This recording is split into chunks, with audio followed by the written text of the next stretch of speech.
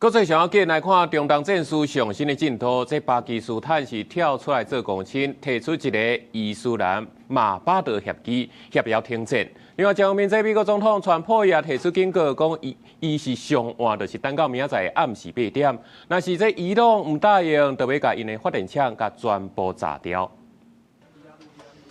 川普在北京記者會，予伊朗最後一屆的警告，要求德黑蘭必須愛承諾放棄核武，而且無條件停開荷姆茲海峽。川普威脅，若做伊朗在美東時間拜二暗8點進前無要忝頭，安尼美軍就展開毀滅性的空襲。伊在演說當中直接講，所有的橋甲發電廠攏會在4點鐘內烏有去，甚至提及未來要由美軍在海峽收過路費。We have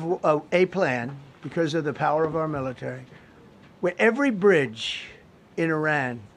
will be decimated by 12 o'clock tomorrow night, where every power plant in Iran will be out of business, burning, exploding, and never to be used again. I mean, complete demolition by 12 o'clock. 面對巴基斯坦為着講和提出來伊斯蘭馬巴德協議，伊朗正式拒絕，批評這個提議是食人教教，而且脫離現實。德黑蘭回應包括賠償損失、停止戰爭在內的10點方案，堅持戰爭必須要永久結束。مذاکره به هیچ عنوان با التیماتوم، با جنایت، با تهدید به ارتکاب جنایت جنگی。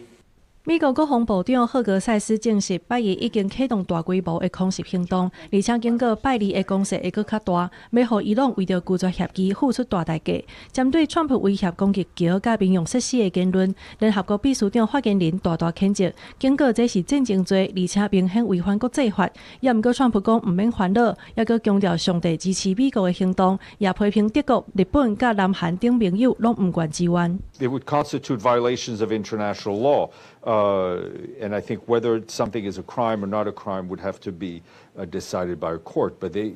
any attack on civilian infrastructure is a violation of international law, and a very clear one. 戰爭繼續，伊朗高階軍官死亡，革命衛隊情報機構負責人哈德米予人暗殺。伊朗最高領袖穆吉塔巴遂發表聲明表達哀悼，強調暗殺無法度干擾因的決心，就抓要繼續對美國以色列發動攻擊。對着拜登最後期限已經到達時，伊朗革命衛隊最高戒備，而且透過發言人嗆聲美國，表示每一項起事的行動攏會換來閣一屆的報復。公視新聞鄭偉林編譯。